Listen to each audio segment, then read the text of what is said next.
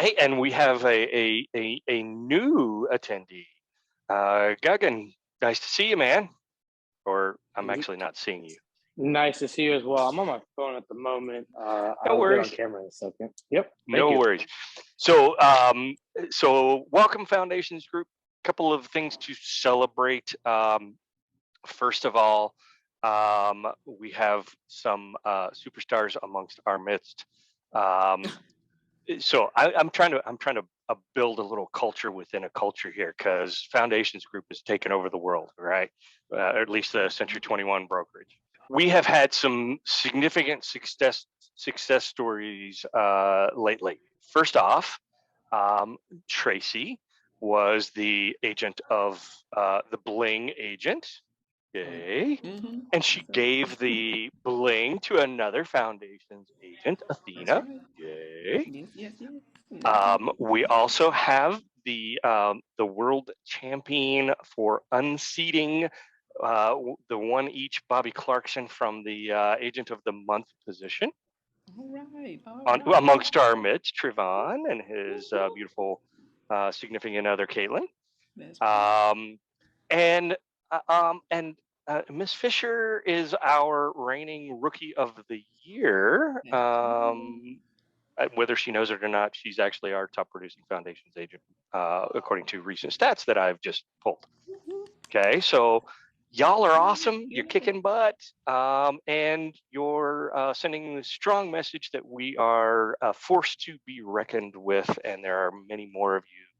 I mean, y'all know the Foundations roster is like 60 plus, 66, 67 agents amongst our 113. Okay.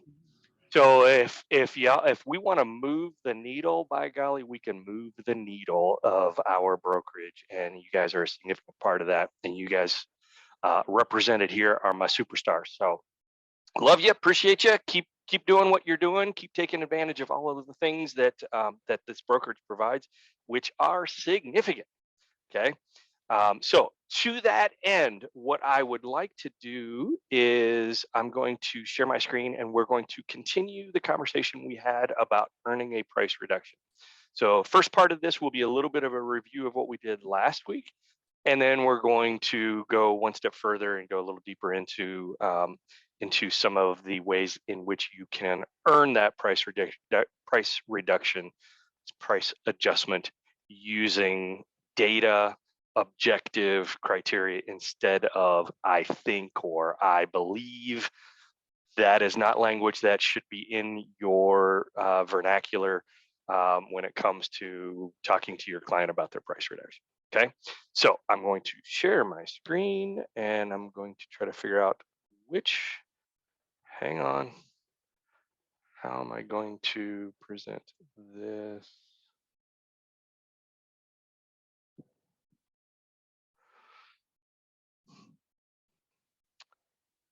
Stand by while I work through technical issues.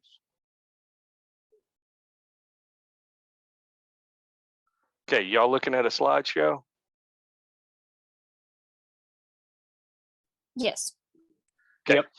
How to earn a price adjustment on your listing. So let's just kind of go through, and we're going to review, first of all, a reduction in price is not something that is given by the seller. It is to be earned by you, the listing agent.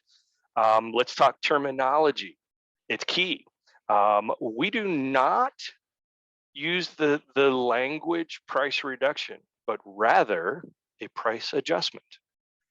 Okay, it's a subtle thing. Is it salesy? Yeah, but that's your business, folks. So we talk about price adjustments, not price reductions. All right. And anybody, is everybody on the same page with me? Anybody want to argue with that one? Okay. All right. So price adjustments. It is key to be having this conversation early and often in your relationship with your seller. Okay. You should be discussing the possibility of a price adjustment at the listing appointment. whether it's at the listing appointment or when you're out there taking photographs or when you're out there filling out your Remind Add Edit form with all the matrix data in it, going through that checklist, you should be having this conversation before you ever go live on the market. Okay, you want to establish your criteria. Okay, and a lot of what you're going to see in this slideshow is going to be some scripty type things that words and language that you can use. And I will, don't feel like you need to take pictures of screenshots or anything like this. You know me, guys, I'll share this with you. Okay. So establish the criteria for what we're going to be looking for. And this is the language. If we have priced the home appropriate to the market conditions, then we should be seeing two things. One, we should be receiving 3 to 5 showings per week consistently. And for every 10 to 15 showings, we should be receiving an offer. Okay. If we are not seeing those metrics, if this criteria is not being met, then this is a symbol that the market is rejecting our price. Okay. There are some other possibilities of what could be going on with the listing. There could be some information out there that the area is about to have a waste management garbage dump built in your backyard. There could be those things. There could also be slim possibilities of things like poor photography, a lack of marketing. But we're not even going to focus on those because clearly I'm awesome and I know how to do this and it's not going to be an issue. Okay. But if we are not receiving 3 to 5 showings per week consistently, and for every 10 to 15 showings, we should be receiving an offer, then the market is sending us a message. Okay. And that message 99 times out of 100 is we have overshot the price of the market. Okay. You should be having this conversation also. Okay. My role in this home pricing equation is to do 2 things. One, to get you the best possible deal, to get you the most possible money for your listing. But I'm also going to be tempering that with doing so with the highest probability of selling it quickly and getting you to the closing table without significant problems. Okay. These 2 things can be inversely proportionate to each other. Okay. I may be able to get you $1 million on a house that's only worth 500. But what's going to be involved in that process is a lot of time and a lot of frustration because you're only going to be able to service a cash buyer in this case because appraisal value is going to be a problem. Okay. So you have to do both of these things at the same time and try to balance those 2 roles. Okay. When you have this conversation, it's much easier to talk to them about the price adjustments because you're giving yourself an out. You follow me? Okay. Mr. Seller, there's a common myth. The common myth is that the real estate agent sets the selling price of your home. The reality of it is I don't set the price. And frankly, neither do you. Ultimately, the market is going to be the determining factor of the selling price of this house. Okay. Here's the difference in terminology. The difference here is the selling price. My job is not to set the selling price. The market's going to determine the selling price. My job, however, is to predict the listing price, which is the price where it is most likely and closest to the market value so that we get traction on it. Okay. My job as your agent is to use my skills, experience, resources available for me to predict the price that the market is likely to react favorably. Okay. And remember the previous 2 things that are in conflict with each other. This gives you, hey, remember, this is my job is to try to predict where the market is going. Remember that conversation we had about my recommendations, and try to get you the best possible deal, and at the same time get us to the closing table. Well, I have favored in this particular case. I've favored try to get you the best possible deal over getting you the highest probability of selling it quickly. This gives you that out. It gives you some language to be able to say, look, hey, I'm human. I have indeed used my skills, experience, training, and resources available to me, but I shot too high on trying to get you the best possible deal. Okay. Does language help you guys? I hope. These are easier conversations to have when you're saying you don't say I screwed up. I favored trying to get you a better deal over getting you to the closing table. And now it's time to make an adjustment because, we both overshot. All right. Next, other language and other scripts that you can use. There are 3 key elements to selling a home: location, condition, and price. Okay. Of these 3 things, can you change the location of a house? Nope. Okay. Without significant and expensive propositions, can you change the condition of a house? Nope. What can you change? You can change the price. Okay.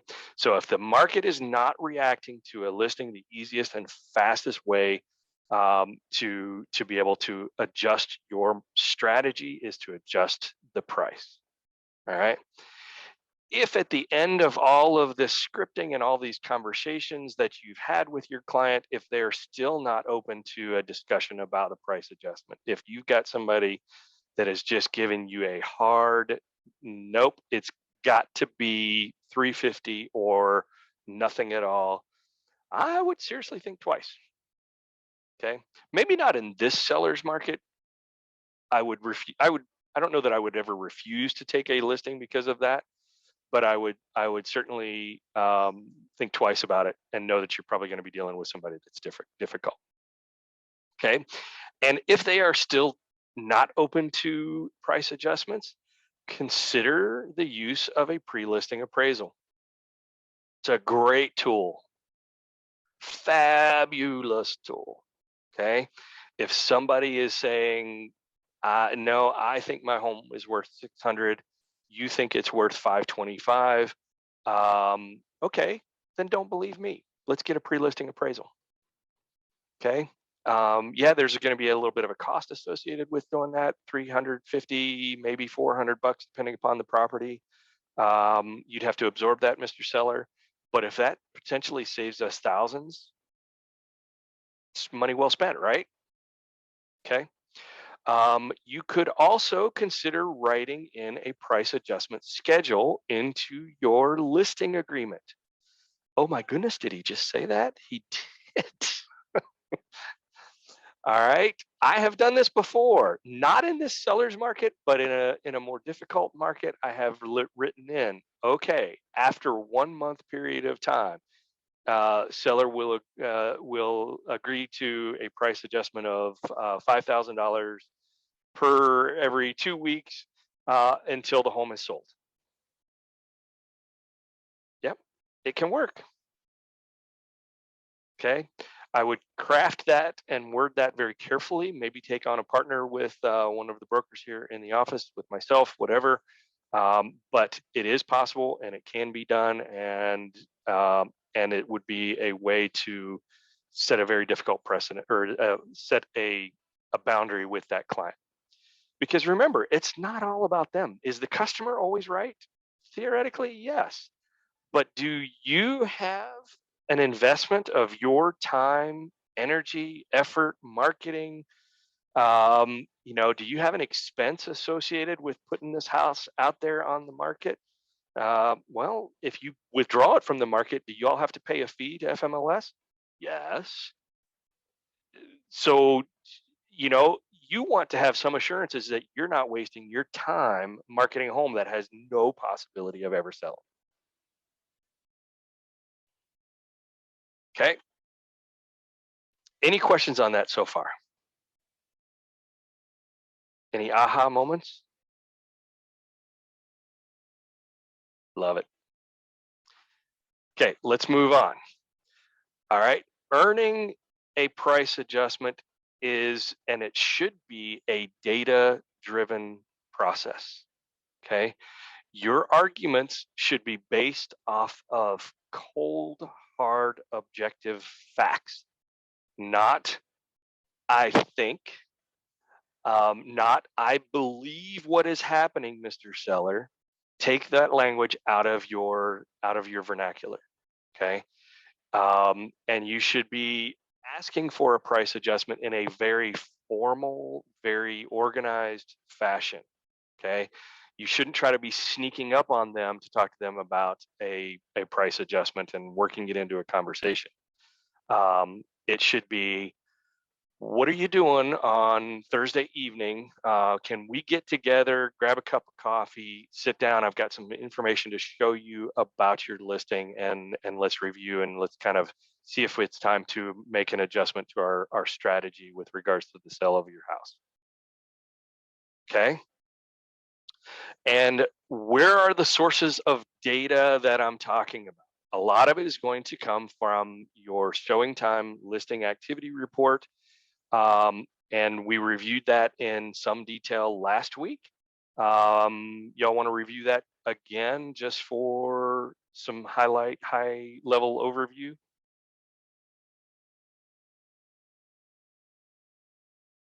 To that end, this is your showing time listing activity report. This shows you, okay, we've had 22 showings. And all 22 of those have, ironically, in this particular case, been in the first week of the listing. But this is where you would see over time, where you've had 1 to 2 showings per week, and you can compare your criteria that you established, how many showings per week. Let's just, for the sake of grins and giggles, let's look at somebody else's. Okay, here you go. Here's somebody's report. This happens to be Casey's, and he's 10 paces away from me, so he might hear me, but yeah, I don't think he'd mind if I use this as an example. Here's where you can show the client, okay, remember our criteria that we talked about way back when we listed the house, 3 to 5 showings per week? You had 2 this week, 1 this week, 3 here, none, none, none. I'm guessing they took a price adjustment on the week of the 14th, and you got 6 showings all of a sudden.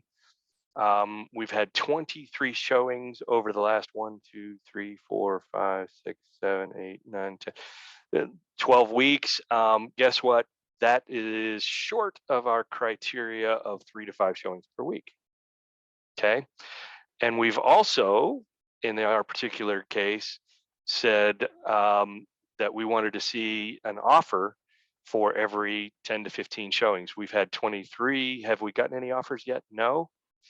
Guess what? We're not meeting some criteria here. All right. Here is where you are soliciting the active feedback from your clients, and hopefully your client is, these haven't been published to the client, but I would highly recommend in most cases that you do exactly that.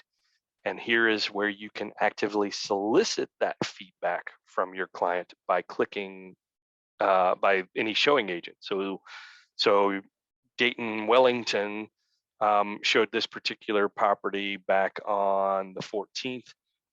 He hasn't responded in the last 2 days to the automatic request for feedback. So here would be where I would pick up my phone. I would call that phone number right there. I would click this little button, and I would, as I'm talking to Mr. Dayton, I would be filling this form out to be able to collect it all in one place and share it with my client. And it appears to them to be unfiltered by me. Okay. I do not want to be the deliverer of bad news. I would rather an email be the deliverer of bad news. Okay. Here's where you can talk to your client about what's your client's opinion of the price. Guess what? The good news is 75% of the people that have responded have said in this particular case that this is priced just right. Okay, and then one said it's too high. This is the kind of data that that sellers appreciate, instead of, well, I think it's priced too high. You didn't listen to me back when we listed it. This is strengthens your argument in so many ways. All right. So here's where that showing time listing activity report feedback is key. You should actively solicit that feedback. You should call them 24, 48 hours. You could fill in that showing time feedback survey report, and then you should share it with your seller. The showing feedback should be consolidated into one place. It should be unfiltered, and it should be shared in a timely fashion. And showing time gives you all of those things. It just requires you to work it to a certain extent. Okay. Everybody good?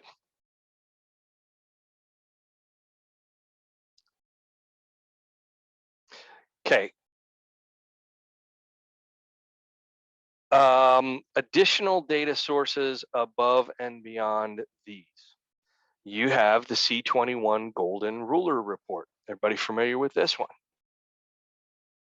Okay. Easily accessible in your C21 online. Hang on, I had it up on my screen just a minute ago. What did I do with it?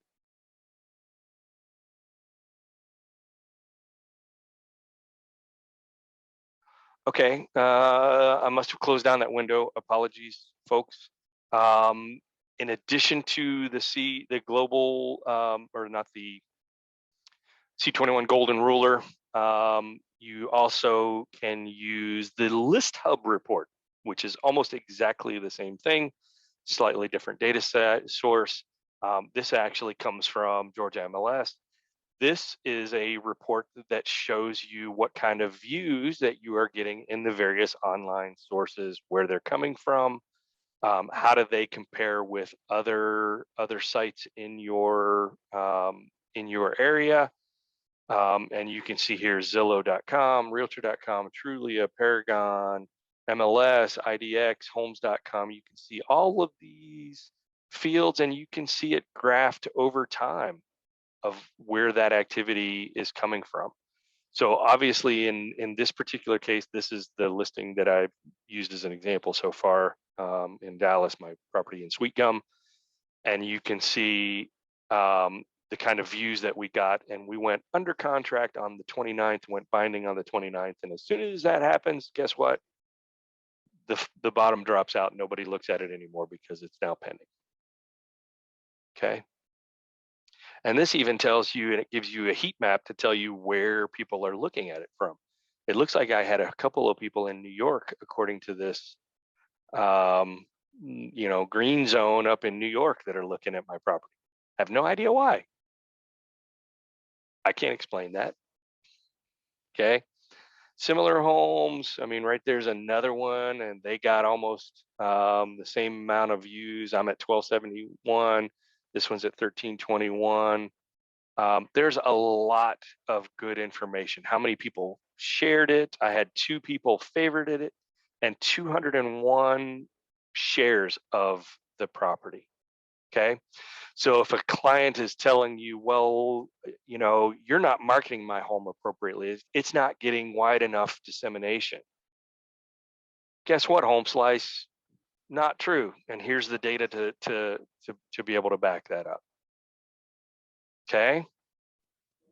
And Any Jay, questions? Go ahead. I would assume the house would need to be listed on Georgia MLS for that, correct? That one it does, but basically the Golden Ruler does exactly the same thing for you. We're already within 4 minutes. I was going to pull it up. Y'all know how to use the Golden Ruler. It's in C21. Maybe I can do another class on that one specifically at some point in the future. But it may not be in our best interest of time right now. Okay. You can also on C21, you can do the list globally report. I don't know, for a home that's in the 200,000, you probably don't have a whole lot of buyers from China looking at the property, but the list globally, if you were doing a luxury property, you may have some Asian, overseas buyers, and the list globally report would also help you to be able to justify. Okay. Other sources of data that you can overwhelm your client with justification would be present an updated CMA.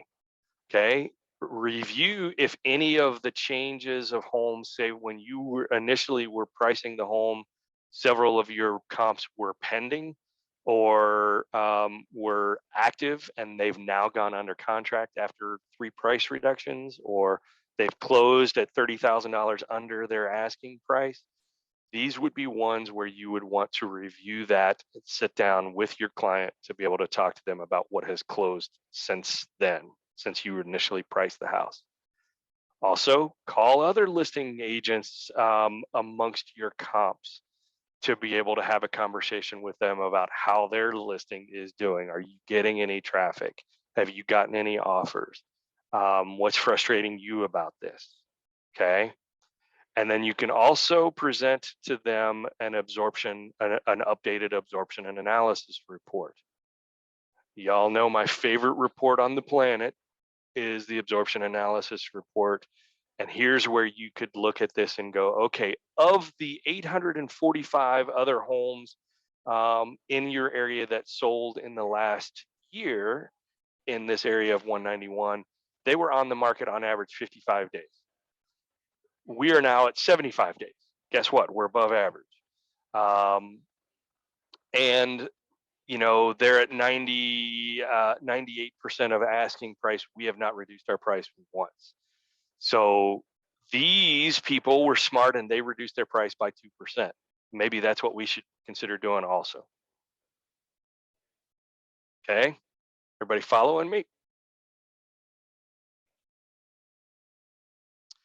Okay, so tell me that if you don't sit down with a client and you present to them 1, 2, 3, 4, 5. We've already talked about these other reports, an updated CMA, the listing activity report. If you don't sit down with them and with a meeting and shove about 5 different reports of pieces of paper all saying the same thing, you're priced too high. Don't you think that might help your case a little bit if you're able to do that? Absolutely. Okay, let's answer a couple of other questions in the 1 minute that we have left. Okay, when should a price and adjustment be made? As early as possible, probably within the first 2 to 3 weeks of it going on the market. And the lines are, you know, before the listing gets stale.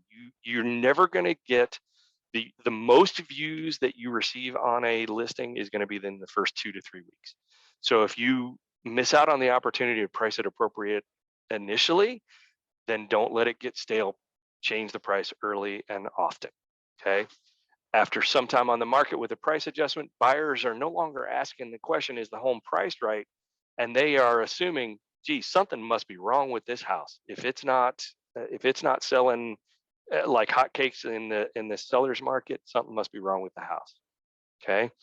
If you also go for an extended period of time without a price adjustment, the agents that are representing those buyers, they're going to assume that you, the seller, a seller who refuses to make a price adjustment, that they're likely to be difficult to negotiate with. Tell me y'all haven't had that same thought process. You know, when you're showing a client a home that's been on the market for 180 days without a single price adjustment, do you not make some assumptions about, 1, the quality of that listing agent, and 2, how difficult that seller is likely to be? I make those assumptions. So you can point those out to your seller and say, listen, these are concerns that we should be thinking about. Okay. How much to reduce? Okay. Small amounts, price reductions of $500 or less are meaningless and they're completely ineffective. All right. I have seen listings where they reduce $100 once a week or twice a week or 3 times a week.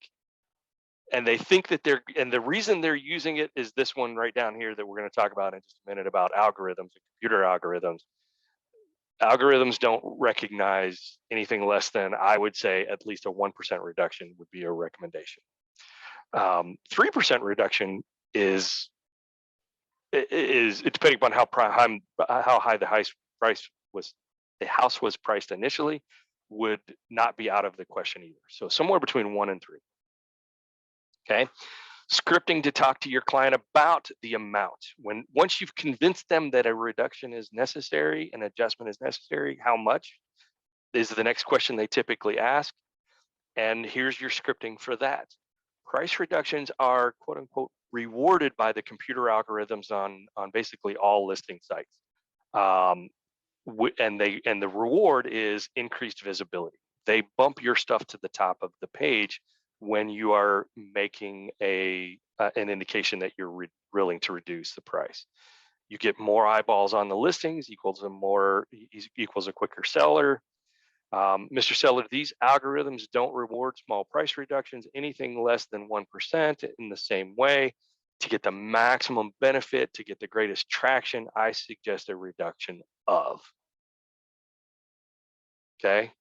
And it's easier to frame it in percentages than it is to present it in dollars. Okay. We all think about this, or we should be thinking about this. It's not a, if you're a seller and you're thinking he wants me to reduce 1%, you don't think it's easier to think, okay, 1% is easier to think about than $5,000. $5,000, we can all think about exactly what we would spend $5,000 on. It's harder to think about 1%. How much is that? Okay. All right. And then how often to do a reduction? Shortest answer is as many times as possible until the house sells. Okay. Until the market starts responding to the listing, that's how many times and how often you continue to do reductions. What questions do you have?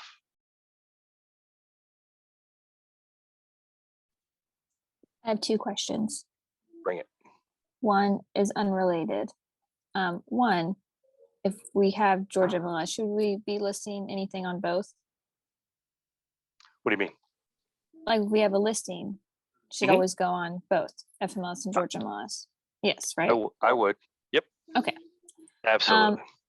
And number 2, is there ever a price adjustment for an increase?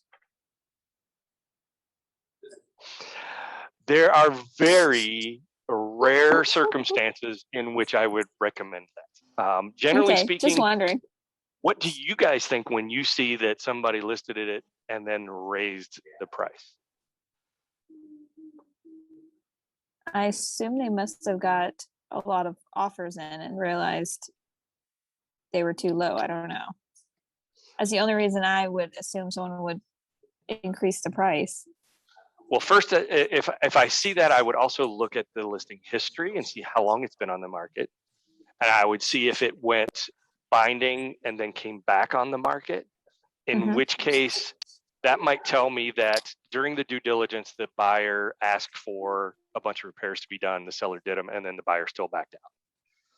In which case, the seller might be wanting to try to recoup some of their cost of those repairs. Okay. Yeah. If I were the listing agent in that scenario, I probably would not do a price increase. I would refresh the listing. Yeah. I would pull it down, withdraw the listing, and then put a new listing back up with a new listing agreement, a new MLS number, and a new price. Oh. And new photography to boot. If you're going to increase the price, you better be able to justify it with a reason, and that reason is not, well, we shot too low, and now we're increasing the price. The reason should be the seller had to do X, Y, and Z repairs, or they upgraded the master bathroom, they put new carpet down. So instead of giving you a $10,000 reduction or a $10,000 allowance for carpet, the seller went ahead and did it. So we increased the price $10,000. Those are the only viable reasons I would think of for a price increase. And you would do a whole new listing for it? In that case, I probably would, yes. Okay, cool. Okay. All right. Any other questions? Anybody else?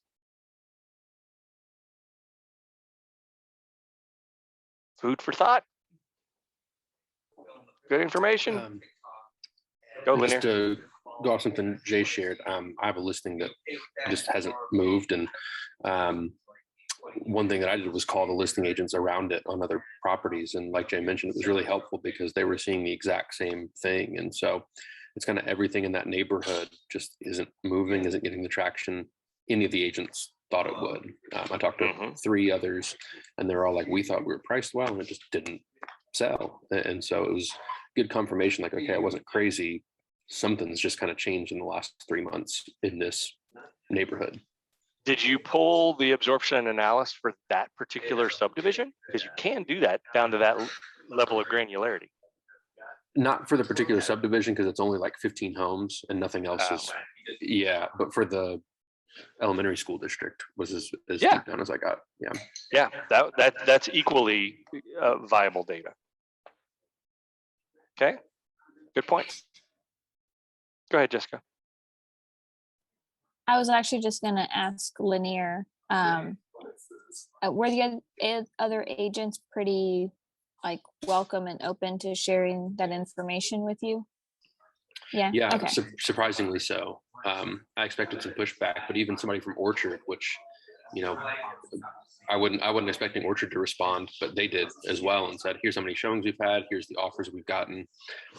So everybody was very helpful because when I talked to everyone, they're like, oh, I'm glad you're having the same problem I am. Like, we thought we were crazy. Yep. Cool. That is exactly what I've experienced personally. And when another listing agent calls me and I'm struggling, I value that input just as much as they do. So we are in competition with everybody right up until the point where we have a similar goal, and that similar goal is to serve our clients. And in that case, cooperation is key. Okay, I've gone almost 10 minutes over, and I apologize for that. But hopefully you got something good out of it. And we will do this again on Monday next week. We're going to be talking about business planning, high-level business planning for 2022. So stay tuned for that one. It should be interesting and fun. And everybody have a great weekend, and we'll do it all again on Monday.